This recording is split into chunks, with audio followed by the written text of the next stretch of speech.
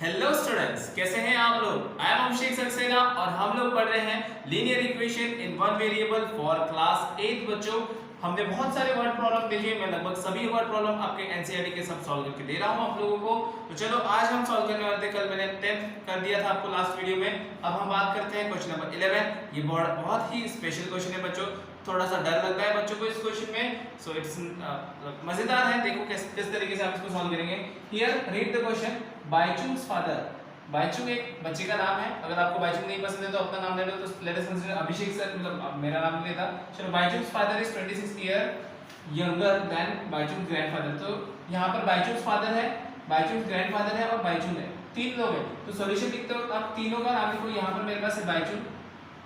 क्या कौन है मेरे पास? बाइचुंग है। बाइचुंग के बाद बाइचुंग फादर है मेरे पास में। याद रखो, बाइचुंग के फादर भी है एंड बाइचुंग के ग्रैंडफादर भी है। इन तीनों का कुछ ना कुछ संबंध दिखाया हुआ है यहाँ पर। Bhaichung, Bhaichung father, Bhaichung grandfather. फिर हमें बोला है Bhaichung father is 26 year younger than Baichung grandfather. तो ये देखो, अब सबसे एजेड कौन रहेंगे आपके घर में? आप सबसे कम एज के रहोगे, आपसे ज्यादा आपके पापा और आपके दादाजी, आप उनसे भी बड़े रहेंगे। तो सबसे बड़े कौन रहेंगे? ग्रैंडफादर। उनसे छोटा पापा और उनसे छोटे कौन रहेंगे? आप। रहोगे कि नहीं रहोगे? कुछ गलत बात है इसमें? ओके। ग्रैंडफादर से पापा कितने छोटे लिखा है? 26 ईयर यंगर। यंगर मतलब होता है छोटे। 26 ईयर छोटे हैं। कितने छोटे हैं? 26 ईयर। फिर क्या बोला है? Then Baichung grandfather and 29 year older. Older मतलब बच्चा क्या होता है? बड़े। ओल्डर मतलब क्या होता है? बड़े। तो आपके पापा आपसे बड़े होंगे, एज में बड़े होंगे ना। That is Baichung father is 29 year older than Baichung. तो देखो यहाँ पर क्या है? And sum of their ages, sum मतलब plus of their ages is 135 years. अगर हम इन तीनों के एज को प्लस करें तो 135 आएंगे। तो हमें इन तीनों के मतलब बाइचुंग, उसके पापा और उसके ग्रैंडफादर, तीनों के एज निकालना पड़ेगा। निकाले तो निकाले कैसे? तो हम क्या करते हैं कि इन दोनों का रिलेशन दिया है, इन दोनों का रिलेशन दिया, तो हम क्या करेंगे? फादर को हम x मान लेते हैं। फादर की एज हम x मान लेंगे। अगर फादर की एज x है, देखो फादर की एज x है, तो बाइचुंग की एज कितनी होगी बताओ। देखो इसमें कहा है कि Bhaichung father is 29 year older than Bhaichung, की बाइचुंग से 29 ईयर बड़े हैं। तो क्या बाइचुंग अपने पापा से छोटा होगा? तो x - 29 होगा बच्चों। क्या वो अपने पापा से छोटा होगा? देखो जैसे let us take your example कि आपके पापा की let us take example x age है और आपके पापा आपसे 10 साल बड़े, सपोज 10 साल तो नहीं होना चाहिए, 20 इयर्स बड़े, चलो 20 इयर्स बड़े। सपोज आपके पापा आपसे 20 इयर्स बड़े और मैं बोलता हूं कि आपकी एज है 10, सॉरी आपकी एज है आप लेट अस कंसीडर आपके पापा की एज है 50 और 40, लेट अस से 30। आपके पापा की एज है 30 और आपके पापा आपसे 20 इयर्स बड़े, तो आपकी एज कितनी होगी बच्चों? आपकी एज कितनी होगी? आपके पापा आपसे 20 इयर्स बड़े हैं, तो 30 में से आपकी एज 10 हो जाएगी। 10 + 20 30 होता है ना, पता है कि नहीं होता? तो अब अगर आप मुझे 30 पता होता और मुझे ये निकालना होता तो 30 में से 20 माइनस करके 10 निकाल सकता हूँ, निकाल सकता हूँ। तो वैसे ही मुझे फादर्स एज मैंने x ले ली, तो बच्चे की मतलब बाइचुंग की एज क्या हो जाएगी? x - 29 और ग्रैंडफादर की एज देखो 26 ईयर बड़े रहेंगे, तो ये हो जाएगा x + 26। क्या हो जाएगा? x + 26। बात समझ में आ रही है? यहाँ तक पॉइंट क्लियर हुआ? तो यहाँ पर मैं लूंगा लेट, हम यहाँ पर क्या लिखेंगे? let Baichung's father assume father's age be x years। क्या लेंगे? x years। तो फिर ये सब हमें क्वेश्चन में दिया है, इसलिए यहाँ पर लिखना पड़ेगा according to the question. According to the question क्या आएगा? अकॉर्डिंग टू द क्वेश्चन हमें लिखना पड़ेगा बाइचुंग्स एज कितनी आएगी। देखो बच्चों, Bhaichung's as is equal to आएगी x - 29। क्यों आएगी x - 29? क्योंकि वो 29 साल छोटा है। जैसे कि इसमें लिखा है कि पापा बाइचुंग से 29 साल बड़े हैं, वैसे हम बोल सकते हैं कि बाइचुंग पापा से 29 साल छोटा है। क्या मैं ऐसा बोल सकता हूँ? देखो बच्चों, आपकी एज सपोज 14 है, आप अपने पापा से 10 साल छोटे हो, तो आपके पापा की एज कितनी हुई? 24। मैं इसको ऐसा भी बोल सकता हूँ कि आप अपने पापा से 10 साल छोटे हो, या फिर ऐसा भी बोल सकता हूँ कि आपके पापा आपसे 10 साल बड़े हैं, दोनों में बोल सकता हूँ। वैसे ही यहाँ पर आपको इस इक्वेशन को यूज करना है। By choose age is x minus 29 और बाय चूज ग्रैंडफादर एज कितनी हो जाएगी, बाय चूज ग्रैंडफादर्स एज कितनी हो जाएगी बच्चों, दैट इज x प्लस 26, क्योंकि वो फादर से भी बड़े हैं, बायचू के पापा से भी बड़े हैं ना, बायचू के पापा की एज है x, बच्चे की एज उससे कम होगी और उनके ग्रैंडफादर की सबसे ज्यादा होगी। समझ में आ गया सीक्वेंस समझ में। और फिर क्वेश्चन बोला कि अगर हम इन तीनों का सम लेते हैं, सम मतलब इन तीनों को प्लस लेना पड़ेगा, तो x पहला है x, फिर दूसरा है x - 29 एंड थर्ड है x + 26। इन तीनों का प्लस लेते तो कितना आता है बच्चों, 135। कितना आएगा, 135। चलो सॉल्व दिस वन। अब देखो यहाँ पर है x 3x minus 29 plus 26 equals to 135। अब ये प्लस माइनस है तो बच्चे ये हो जाएगा 3x, 29 में से 6 जाएगा, 29 में से 6 जाएगा, 26 3 बचेगा, लेकिन साइन है कि माइनस। अब ये माइनस है तो यहाँ जाके क्या होगा बच्चों, प्लस बचेगा 3x is equals to 135 plus 3, that is 3x is equals to 138, x is equals to यहाँ पर 3 मल्टीप्लाई में है बच्चों, 3 उस साइड जाकर क्या होगा, डिवाइड 138 डिवाइड बाय 3, x की वैल्यू आ जाएगी हमारे पास में 46। समझ में आ गया, x की वैल्यू 46 है, मतलब बाय चांस के पापा की एज मिल गई हमको, so there thus the required ages, पहला किसके आएंगे, फादर्स एज कितनी है, कितनी ली थी हमने, x इयर्स ली थी, तो x कितना है हमारा, x कितना है 46 इयर्स। सेकंड है बाय चांस एज कितना है बच्चों, देखो x - 29 है ना, तो 46 - 29 कितना हो जाएगा, 6 में से 9, 16 में से 9 जाएगा, 7 बचेगा, 3 1 17 इयर्स, आगे 17 इयर्स, बात समझी। एंड थर्ड क्या है, grandfathers as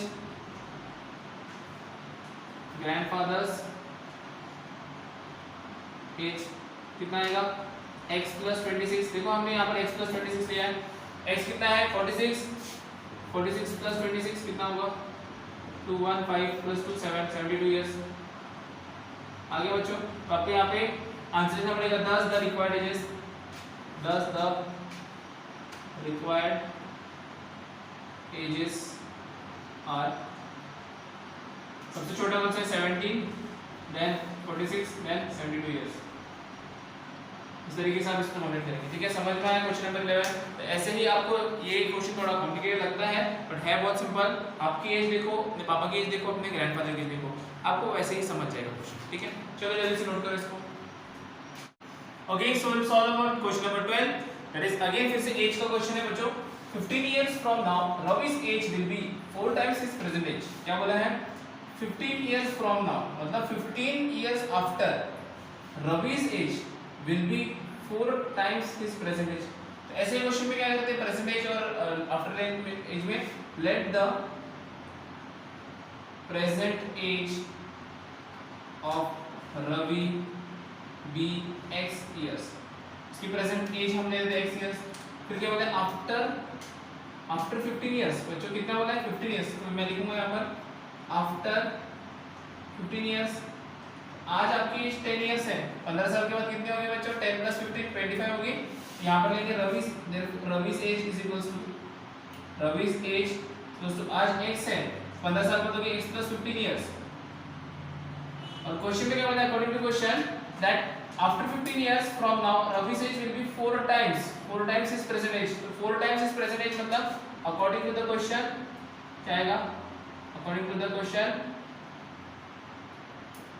what is given, Ravi's मतलब जो उसकी 15 साल के बाद जो एज होने वाली है, मतलब this age x + 15 is equals to 4 times his present age.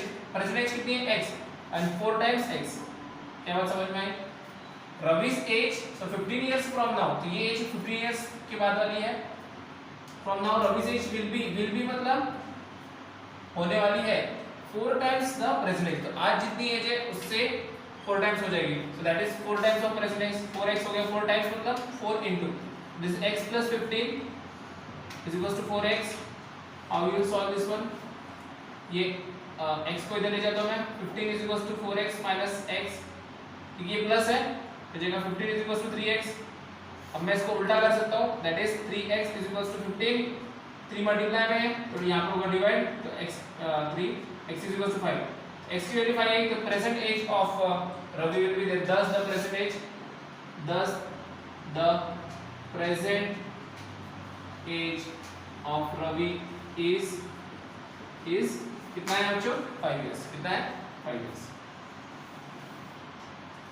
तो इतना सिंपल क्वेश्चन था ये, तो बहुत ही आसान क्वेश्चन था। इस तरीके के बड़े-बड़े क्वेश्चन आएंगे। चलो जल्दी से नोट करो। 13 हम सॉल्व करते हैं फिर। Okay, so question number 13 solve कर रहे हैं हम लोग आज। अब बात करते हैं 13, 11 हो गया, 12 हो गया। Again this one is little bit different. ये जो हमने स्टार्टिंग की एक्सरसाइज में पहले दूसरे क्वेश्चन सॉल्व किए थे उस टाइप में है, मतलब रैशनल नंबर का क्वेश्चन है बच्चों। नंबर का क्वेश्चन है तो हम नंबर को x लेते हैं। यहाँ पर क्या बोला है? A rational number is such that when you multiply it by its factorial, तो क्या आपको रैशनल नंबर पता है? नहीं पता। यहाँ पे रैशनल नंबर नहीं लिखा तो हम उसको क्या ले लेंगे? Let the rational number be x. Let the required rational number be x, क्योंकि हमारा x अब x हो गया नंबर, तो इसमें क्या बोला? अकॉर्डिंग टू क्वेश्चन हम डायरेक्ट यहाँ पे इक्वेशन लिख सकते हैं। अकॉर्डिंग टू क्वेश्चन क्या बनेगा? देखो बच्चों क्या बोला? रैशनल नंबर हो गया x such that you multiply it by 5/2, मतलब इसको मल्टीप्लाई करना है 5/2 के साथ, तो मल्टीप्लाई बाय 5/2। ये समझ में आ गया? You multiply it by 5/2, add 2/3। Add का मतलब क्या होता है बच्चों? ऐड का मतलब प्लस, ऐड मतलब प्लस 2/3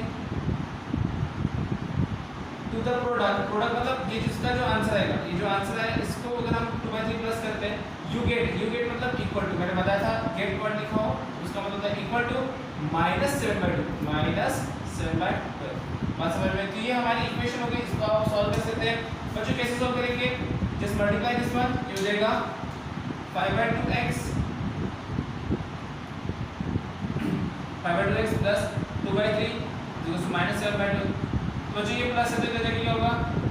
माइनस, तो 5/2x इज इक्वल्स टू -7/12 -2/3। अब बच्चों ये दोनों फ्रैक्शन है, क्या आप इसको सॉल्व कर सकते हो? प्लस माइनस करना हमने फर्स्ट चैप्टर में सीखा है। फ्रैक्शंस को हम कैसे प्लस कैसे माइनस करते हैं। तो देखो अब ये 3 ये 12 है, मैं 3 को 12 में कन्वर्ट कर सकता हूँ बच्चों। तो मैं यहाँ पर कॉमन डिनोमिनेशन मेथड यूज करूँगा, मतलब मैं इसको 4 से 4/4 से मल्टीप्लाई करूँगा। बात समझ में आ रही है? क्यों? 3 4 12 होगा, डिनोमिनेटर अगर सेम होंगे तभी मैं प्लस और माइनस कर सकता हूँ। ये बन जाएगा 5/2x। देखो आप बोलोगे सर ये 4/4 कहाँ से लगा है? तो मैं 2/3 को 1 से मल्टीप्लाई कर सकता हूँ बच्चों, कर सकता हूँ। 2/3 × 1 2/3 होगा, उसकी जगह पे मैंने बस 4/4 लिखा। 4/4 तो 1 ही होता है ना, 4/4 1 ही होता है, इसलिए मैंने मल्टीप्लाई किया। तो क्या -7/12 -2 4 जा 3 4 जा, तो 2 4 जा 8 डिवाइड बाय 3 4 जा 12। अब डिनोमिनेटर सेम हो गए, जब डिनोमिनेटर सेम होंगे तभी फ्रैक्शन का प्लस और माइनस हो सकता है। 5/2x इज इक्वल्स टू 12, ये आएगा -7 -8। ये देखो 5/2 वैसे वैसे लिख दो। -7 -8 क्या होता है बच्चों? -12/12। ये कट गया हमारा 5/2x तो सर आया -1। अब देखो 2 यहाँ डिवाइड में, तो यहाँ पे क्या होगा? Multiply. 5x is equals to -1 × 2। अब ये 5 मल्टीप्लाई में, तो यहाँ पे क्या होगा? Divide. x is equals to होगा -2/5। हमारा आंसर क्या होगा? -2/5। तो हमारा आंसर मतलब रिक्वायर्ड, तो यहाँ पे तो हम लिखेंगे 10 the required rational number is -2/5। क्या बात समझ में आ रही? -2/5 कैसे आया? क्या ये बात समझ में आ गई आपको? ये क्वेश्चन बड़ा आसान है, इस तरह के क्वेश्चन आपको सॉल्व करने हैं। इसके बाद हम लोग 14 15 16 सॉल्व करते हैं। आज इस एक्सरसाइज को खत्म कर देते हैं बच्चों, लेकिन एक्सरसाइज तो चल रही है, पढ़ाई भी चल रही है, साथ साथ में इस वीडियो को लाइक कर दो बच्चों अगर पसंद आ रहा है। और अगर अब तक चैनल को सब्सक्राइब नहीं किया तो जल्दी से सब्सक्राइब बटन पर क्लिक कर दो, बेल आइकन पर क्लिक करके नोटिफिकेशन ऑलवेज ऑन कर दो बच्चों। Okay, so we are having question number 14। Question number 14 पैसे वाला क्वेश्चन है। पैसे वाले क्वेश्चन में थोड़ा सा कॉम्प्लिकेशन हो जाता है बच्चों, तो मैंने आपको एक सिंपल ट्रिक बताया, आप टेबुलर फॉर्म में इसको लिखेंगे तो आपको समझ जाएगा। जैसे कि यहाँ पर क्या बोला है, Lakshmi is the cashier. Cashier मतलब क्या होता है बच्चों, जो पैसे जमा करता है, बैंक हो, ऑफिस हो, कोई भी ऑफिस में जो पैसे जमा करता है उसको हम कैशियर कहते हैं। उसके पास सारे पैसे होते हैं। ओके, सो उसमें बोला कि she has currency note of denomination, उसके पास 100 रुपीस के नोट है, 50 रुपीस के नोट है एंड 10।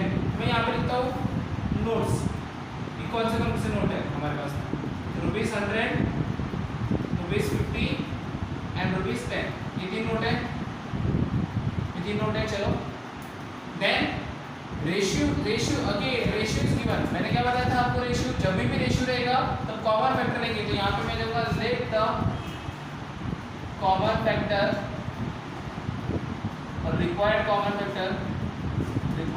Factor be x. कभी भी आप रेशियो वाला क्वेश्चन हो तो उसको x ले लेंगे। यहाँ पे देखो क्या बोला है, रेशियो इज 2:3:5। इसका मतलब क्या हुआ कि 100:50:10 का अगर नोट निकालोगे कितने आएंगे, 100 के नोट कितने आएंगे, 2, क्या आएगा 2:3:5। तो 100 के नोट कितने आएंगे बच्चों, x से मल्टीप्लाई कर देंगे इसको अपन, तो 100 के नोट आएंगे। नंबर ऑफ नोट्स लिखता हूँ मैं यहाँ पर, कितने होंगे, 100 के नोट्स होंगे 2x, 50 होंगे 3x और 10 होंगे 5x। x आ गया यहाँ पर, कैसे देखो 2x is to 3x is to 5x। कल मैंने आपको रेशियो वाला क्वेश्चन बताया था बच्चों। रेशियो वाले क्वेश्चन में हम कॉमन फैक्टर x ले लेते हैं और वैल्यूज इक्वेट कर देते हैं। हमेशा याद रखना, रेशियो वाले क्वेश्चन में आपको x लेकर उसे सॉल्व करना है। अब देखो 100 के 2x नोट हो गए, 50 के 3x, पैसा कितना आएगा देखो बताओ मुझे। एग्जांपल के तौर पे आपके पास 100 के 2 नोट है, पैसा कितना हुआ 200। 100 के 5 नोट है तो 100 × 5 500 हो गए कि नहीं हो गए। तो अब मेरे पास 100 के 2x नोट है तो मेरे पास पैसे होंगे 100 × 2x। मेरे पास 50 के 3x नोट है तो 50 × 3x और 10 के 5x नोट है तो 10 × 5x। लेकिन ये जो पूरा पैसा मिला के बोला है कि हमारे पास पैसा कितना है, लक्ष्मी के पास 4 लाख रुपए, 4 लाख रुपए, सी 4 लाख रुपए, इसके पास है 4 लाख रुपए। समझ में आ गया। तो इनको प्लस करेंगे, 4 लाख मिलना चाहिए। तो अकॉर्डिंग टू क्वेश्चन लिखेंगे हम यहाँ पर, अकॉर्डिंग टू द क्वेश्चन बच्चों, ये जितने भी पैसे हैं उन्हें टोटल करें, 4 लाख आएंगे। जैसे कि अगर मैं एग्जांपल के तौर पे बोलता हूँ कि आपके पास 100 के 2 नोट है, 100 के 2 नोट तो कितने पैसे हो गए 200। फिर 50 के 4 नोट है, 50 के 4 नोट है तो 50 × 4 कितना हो गया 50 के अगर 4 नोट है तो कितने हो गए 50 + 50 100, 100 + 50 150, 150 + 50 200। 50 के अगर 4 नोट है तो 50 × 4 50 × 4 50 4 200। पहले 200 थे, 200 + 200 400। अगर 10 के आपके पास 5 नोट्स हैं, पैसे कितने होंगे 10 के अगर 5 नोट्स है तो पैसे कितने होंगे 10 5 50। तो पहले हो गए 100 के 200, 50 के 200, 200 + 200 400, टोटल 450 रुपीस। दिमाग लगाओ कैसे बताया। तो यहाँ पर हमारे 4 लाख आने चाहिए। इसका मतलब मैं इसको लिख देता हूँ 100 × 2x + 50 × 3x + 10 × 5x is equals to बच्चों आना चाहिए 4 लाख। क्या आना चाहिए बच्चों 4 लाख आना चाहिए। चलो अब इसको हम सॉल्व करते हैं। 100 × 2x होगा 200x, 50 × 3x होगा 150x। मल्टीप्लाई करना आना चाहिए, 10 5 50 50x इज 4 लाख। अब देखो इसको प्लस करना है बस बच्चों आप लोगों को। प्लस कैसे करेंगे 200 प्लस इन दोनों का प्लस कितना होगा 200 200 कितना होगा 400x इज 4 लाख।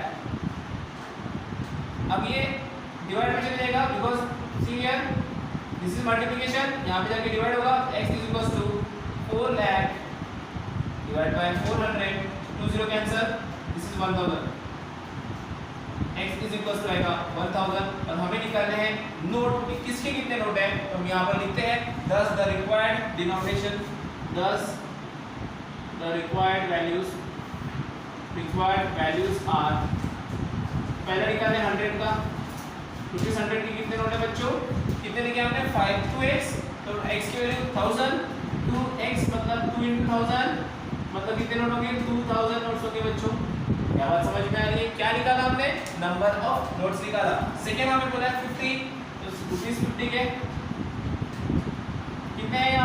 के 3x, 3 into x, 3 into 1000 कितने हो गए 3000 नोट्स हो गए। एंड लास्ट वाला पे बोला है 10 के नोट्स है 5x, तो यहाँ पे लूंगा मैं थर्ड रुपीज 10 के notes that is 5x, 5 into 1000 that is 5000 notes.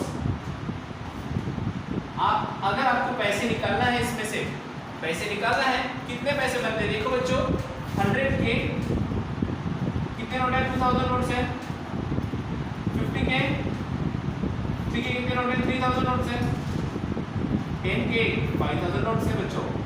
अब मल्टीप्लाई करके देखो, अगर मेरे पास 100 के 2 नोट रहते तो 200 होते, 100 के 3 नोट होते तो 300 होते, 100 के मेरे पास 2000 नोट है, तो इनको मल्टीप्लाई करेंगे तो ये हो जाएगा 2 लाख बच्चों, 2 लाख हो गए 100 में उसके पास। 50 के नोट 3000 है, 50 के अगर एक नोट है तो 50 रुपीस, 50 के 2 नोट है तो 50 टू 100, 50 के 3 नोट है तो 50 3 150, 50 के 3000 नोट है तो 5 3 15, और कितने जीरो 1 2 3 4 4 जीरो लगा देना 1 2 3 4, समझ में आ गया 1,50,000, क्योंकि 1,50,000 और 10 के कितने 5000 नोट है, ये हो जाएगा 50,000। टोटल करो बच्चों 4 लाख आंसर आएगा। अब समझ में आया कि हमारा आंसर सही हुआ, मतलब इसका मतलब हमने जो आंसर निकाला इट इज करेक्ट। आप ऐसे आंसर चेक कर सकते हो, ये लिखना नहीं है बच्चों, ये रफ में करना है।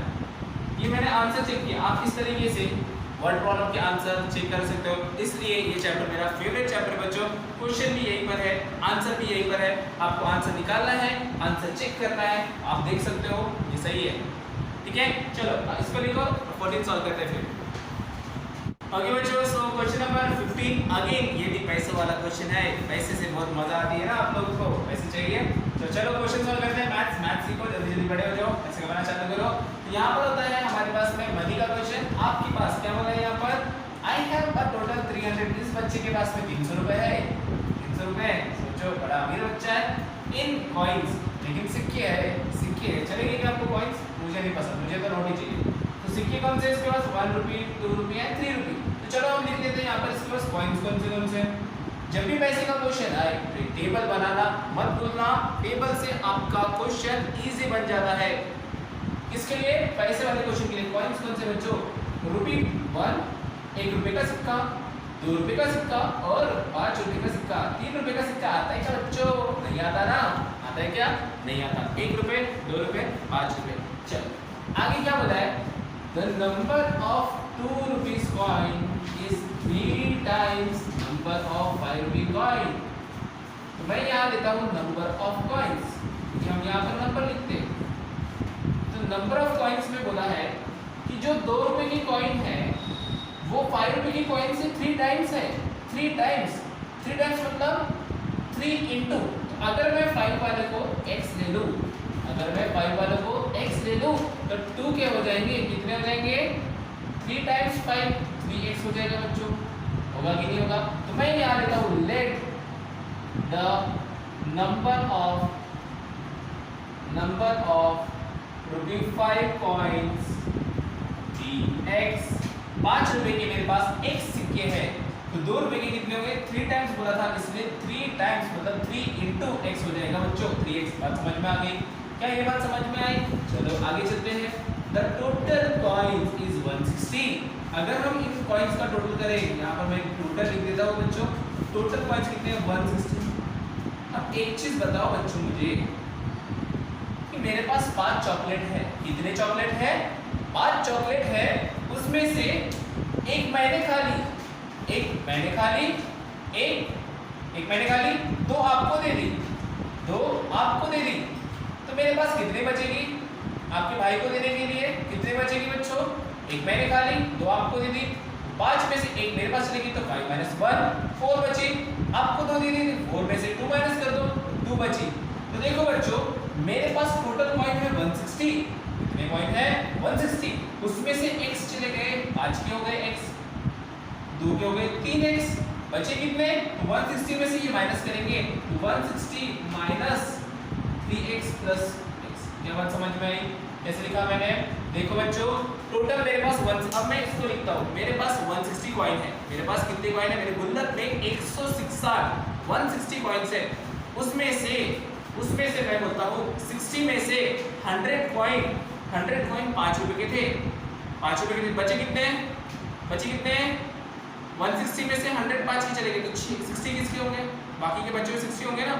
160 में से 100 माइनस कर दिया। तो यहाँ पर हमें नंबर नहीं पता है, इसलिए मैं 160 में से इन दोनों का प्लस माइनस करूंगा, वो हो जाएगा 3x + x 4x हो जाएगा। तो यहाँ पर 160 - 4x, तो यहाँ पर मैं लिखूंगा therefore नंबर ऑफ ₹2 कॉइन, क्योंकि ये तो क्वेश्चन में दिया था कि जितने 5 के उसके 3 टाइम्स, तो ये हो जाएगा 3x। टोटल कॉइंस कितने हैं बच्चों? Total coins = 160। तो रिमेनिंग कॉइंस कितने होंगे? 160 में से x 5 के है, 160 में से 3x 2 के है। therefore number of ₹1 coins = total कितने हैं? 160 में से x माइनस करना पड़ेगा और 3x भी माइनस करना पड़ेगा, तो 160 - 4x कितने हो जाएंगे? 160 - 4x। x + 3, x के सामने कुछ नहीं है मतलब 1 है, 1 + 3 कितना होता है? 4x। बात समझी? क्लियर है? 160 - 4x। अब हमें क्या बोला था कि हमारे पास पूरे पैसे कितने हैं? 300 रुपए। मेरे पास है 300 रुपया, तो 1 रुपए के मेरे पास इतने कॉइन्स हैं, तो मुझे इसको मल्टीप्लाई करना पड़ेगा। जैसे मैंने लास्ट क्वेश्चन में मैं बोला था कि मनी कैसे निकालते? अगर मेरे पास 1 रुपए के 2 सिक्के हैं, पैसे कितने होंगे? 1 2 2। अगर मेरे पास 1 रुपए के 20 सिक्के हैं, 20 सिक्के हैं, 20 कॉइन्स हैं, तो पैसे कितने होंगे? 1 × 20 20 रुपया होंगे। अगर मेरे पास 1 रुपए के 30 कॉइन्स हैं तो 30 रुपया होंगे। समझ में आ रहा है? अगर 2 रुपए की कॉइन की बात करते हैं, 2 रुपए के मेरे पास एक कॉइन है, पैसा कितना है मेरे पास? 2 रुपए। 2 रुपए के मेरे पास अगर 5 सिक्के हैं, 2 रुपए के मेरे पास 5 सिक्के हैं, तो 2 पैसा मेरे पास पैसे होंगे 10 रुपए। 10 रुपया होगा, तो मल्टीप्लाई करना पड़ेगा। तो मैं इसको डायरेक्ट 4x ले सकता हूँ, ये 4x है। 1 × इसको मल्टीप्लाई करेंगे तो 160 - 4x आ जाएगा। आएगा कि नहीं आएगा? 1 × इसको 2 से मल्टीप्लाई करना पड़ेगा, 2 × 3x, इसको मल्टीप्लाई करना पड़ेगा 5 × x। क्या बात समझ में आई? और अकॉर्डिंग टू क्वेश्चन उनका पैसा टोटल कितना आएगा? अकॉर्डिंग टू क्वेश्चन जब हम इन सबको प्लस करेंगे तो 300 आना चाहिए। मैं मल्टीप्लाई करता हूँ, 1 × 160 - 4x plus 2 × 3x plus 5 × x, total कितना आएगा बच्चों? 300 रुपया आएगा। 300 रुपया। इसको मल्टीप्लाई करते हैं, 1 से मल्टीप्लाई करने में तो उतना ही आता है, ये होगा 160 - 4x plus 2 3 6x plus 5x 300। बच्चों ये प्लस हो जाएगा, ये माइनस होगा, ये 160 क्या होगा? देखो बच्चों यहाँ पर कितनी वैल्यू आएगी? कितनी वैल्यू आ रही है? 5 प्लस कितना आ रहा है? 11। ये -4x प्लस 11x = 30। क्या बात समझ में आ रही है? कोई डिफिकल्टी परेशानी? सॉरी 30 नहीं है, 300 है। सॉरी 300 है। पैसा कितना था? 300 रुपया था ना बच्चों इसके पास में, 300 रुपया। चलो इसको माइनस करना पड़ेगा। 11 में से 4 माइनस कर दो, कितना होता है? कितना होता है? ये आता है 7x, आएगा 7x = 300। और बच्चों देखो ये प्लस है, इधर है कि क्या होगा? माइनस, तो ये हो जाएगा 7x = 300 - 160। 7x की वैल्यू आएगी 140। कितना आएगा? 140। तो x 7 मल्टीप्लाई में है तो x की वैल्यू कितनी आएगी? 140 / 7, तो x की वैल्यू आएगी 20। तो बच्चों x की वैल्यू 20 आ गई। अब आप 1 रुपया, 2 रुपया और 5 रुपया निकाल सकते हो। कैसे निकालेंगे? 10 the required values are जाएगा ₹5 का कितना था बच्चों? 5 रुपया कितना थे? x थे, x की वैल्यू कितनी आई? 20। तो मेरे पास कितने कॉइन्स आएंगे? 20 कॉइन्स। कितने कॉइन्स? 20। पैसा कितना हो गया? 5 × 20 कितना होता है पैसा? पैसा कितना होता है बच्चों? बताओ मेरे को। 5 × 20 दैट इज 100 रुपया। 100 रुपया इसके पास में 5 के। चलो दूसरा कितना है? 2। तो ₹2 के कितने कॉइन्स हैं हमारे पास में? 3x। 3 × x की वैल्यू हमारी 20, 60 कॉइन्स है। कितना कॉइन है? 60। पैसा कितना होगा बच्चों? बताओ मुझे, पैसा कितना होगा? 2 रुपया × 60 120 रुपया। 120 रुपया इससे आ गया। अब बचा कौन सा? 1 रुपए का कॉइन, ₹1 कॉइन। 1 रुपये कॉइन का हमने वैल्यू लिखा था 160 में से 4x माइनस करना था। 160 में से -4x 160 - 4 × x की वैल्यू 20 160 माइनस 80, तो यहाँ पे आएगा 80 कॉइन्स। कितने कॉइन्स है बच्चों? रुपी 1 के कितने कॉइन है?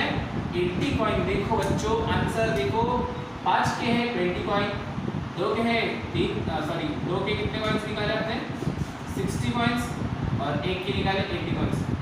क्या इनका प्लस करो तो 160 आता है। 20 प्लस 60 80, 80 प्लस 80 160, टोटल आ गया 160 बराबर है। पैसा निकालो, इसका पैसा कितना आ रहा है? 1 रुपया मल्टीप्लाई बाय 80। अगर 1 रुपये के 80 कॉइन है आपके पास तो पैसा कितना होगा? 80 रुपया। 80 रुपीज।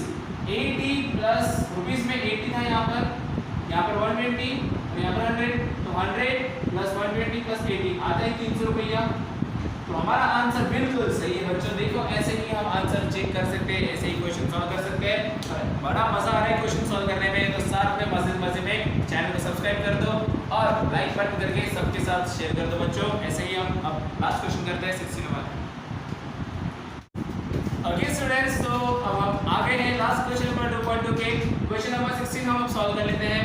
क्या बोला है देखो, बड़ा मजेदार क्वेश्चन है। ऑर्गेनाइजर ऑफ एन ऐसे कंपटीशन, तो आपका अगर ऐसे कंपटीशन है तो वहां पर क्या डिसाइड किया कि winner in the competition gets prize 100। Winner को तो प्राइस मिलता है, विनर गेट्स प्राइस 100। मैं यहाँ लिख देता हूँ सॉल्यूशन में। पहला विनर प्राइस कितना मिलेगा देखो, विनर को प्राइस मिलेगा 100 and participant who does not win gets prize of 25। अरे वाह, बड़ी मजेदार कंपटीशन है। जो जीतेगा उसको 100 रुपया मिलेगा और जो हारेगा उसको 25 रुपये मिलेगा। तो मैं जाके पार्टिसिपेट करता हूँ सबसे पहले, 25 रुपये मिलेंगे, बड़ा मजा आएगा। अगर इस 25 रुपये मिलने वाले नॉन विनर को, किसको मिलने वाले? नॉन विनर को 25 रुपया मिलने वाला है। अब देखो टोटल प्राइज मनी डिस्ट्रीब्यूटेड, पूरा पैसा कितना मिला बच्चों? अब देखो इसमें क्वेश्चन आता है कि पार्टिसिपेंट कितने थे? 63। तो मुझे यहाँ लिखना पड़ेगा पार्टिसिपेंट, कितने लोगों ने पार्टिसिपेट किया था, उनमें से कितने जीत गए हमें पता नहीं। सपोज मैं लेता हूँ कि x बच्चे जीत गए। कितने बच्चे जीत गए? x बच्चे जीत गए और टोटल है 63। टोटल कितने बच्चों? टोटल पार्टिसिपेंट कितने हैं? 63। तो 63 में से x जीत गए। अगर मैं बोलता 63 में से 3 जीत गए तो हारे कितने बच्चों? 60। 63 में से माइनस करता तो मेरे जीत गए x, तो मेरे बचेंगे कितने? हारे कितने? 63 माइनस x। बात समझ में आ रही है? और पैसे, यहाँ भी पैसा आ गया, बड़ा मजा आ गया। पैसा आया तो पैसे की बात चल रही है बच्चों। तो यहाँ पर 100 रुपए प्राइस है जीतने वाले को। अगर एक जीता होगा तो उसको टोटल पैसा कितना लगेगा? 100 रुपए। अगर 2 जीते होंगे 100 2 जा 200 लगेंगे। हमारे पास जीते कितने हैं? x जीते हैं, तो इनको मल्टीप्लाई करना पड़ेगा और हमारा आएगा पैसा गया 100x। कितना पैसा गया? इनको मल्टीप्लाई करेंगे तो 100x हो जाएगा। 100 into x 100x। और जो हारे हैं वो है 63 minus x।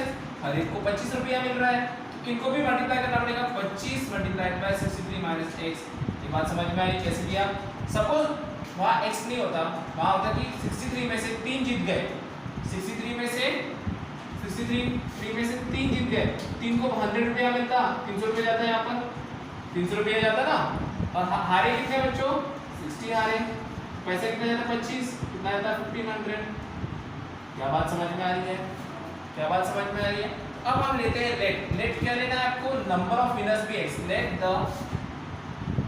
The number of winners be x। जीते कितने? x लोग जीते। टोटल पार्टिसिपेंट कितने थे बच्चों? टोटल पार्टिसिपेंट देखो कितने हैं टोटल पार्टिसिपेंट?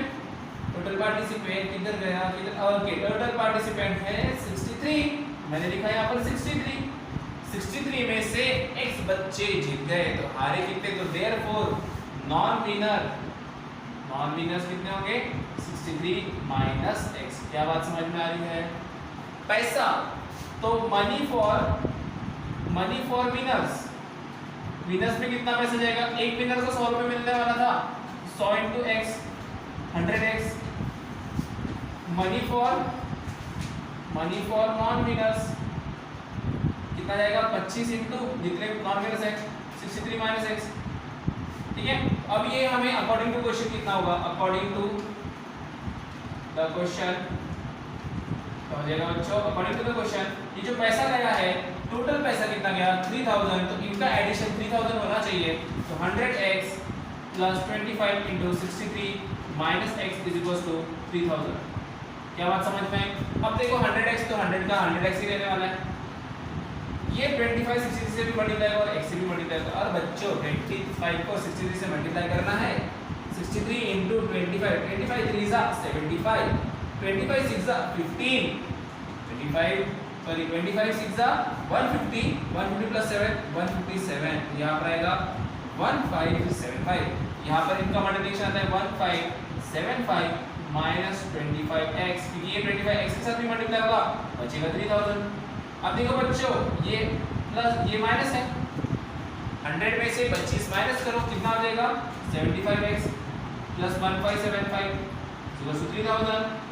अब ये प्लस है, इधर जाके क्या होगा बच्चों माइनस हो जाएगा 75x इक्वल टू 3000 माइनस 1575, इसको माइनस करो कितना आता है देखो 3000 में से 1575 माइनस करो बच्चों 10 9 9 2, 10 में से 5 गया 5, 9 में से 7 गया 2, 9 में से 5 गया 4, 2 में से 1 गया 1, 1425, क्या आएगा 1425। तो 75x is equals to 1425, x is equals to होगा 1425 डिवाइड बाय 75। अब तो आपको पता ही चल गया होगा कि यहाँ जो मल्टीप्लिकेशन है यहाँ पर आकर क्या होता है डिवाइड होता है। अब इसको हमें डिवाइड करना है, चलो आप कैसे डिवाइड करोगे 5 से, तो 75 कितना सा 725 हो सकता है, देखो बच्चों 725 5 जा नहीं होता है, चलो इसको 5 से डिवाइड करते हैं, 5 2 जा 5 8 जा 5 5 जा 5 1 15, x की वैल्यू 285 डिवाइड बाय 15। अब देखो ये 15 से डिवाइड, अब इसको हम फिर से 5 से डिवाइड करते हैं, 15 5 5 जा फिर 7 जा 5 3 जा, तो ये x की वैल्यू 57 डिवाइड बाय 3। अब ये डिवाइड होता है बच्चों 5 3 1 था 3 3 9 था, x की वैल्यू आ गई 19, x की वैल्यू 99 मतलब हमें निकालना था find the total number of winners. तो विनर्स कितना आएंगे बच्चों 19, the number of winners are 19, तो हमारा आंसर है 19। और यहाँ पर हमारा क्वेश्चन खत्म हुआ, क्वेश्चन नंबर 16। साथ ही में हमारा एक्सरसाइज 2.2 खत्म हुआ बच्चों। इसके बाद हम बात करेंगे एक्सरसाइज 2.3 की, 2.4 2.5 सब खत्म करना है बच्चों, सब पढ़ाऊंगा मैं, आपको टेंशन लेने की जरूरत नहीं है, बट बस आपको मेरी एक ही मदद करना है, चैनल को सब्सक्राइब करना है और अपने सारे फ्रेंड्स फैमिली रिलेटिव सबके साथ शेयर करना है बच्चों, क्योंकि मैं 8th क्लास से लेकर 12th क्लास के सारे मैथ्स और साइंस की वीडियो अपलोड कर रहा हूँ। ठीक है बच्चों, मिलते हैं हम लोग नेक्स्ट वीडियो में, इसको जल्दी से नोट करो और फिर मिलेंगे फिर नेक्स्ट वीडियो में।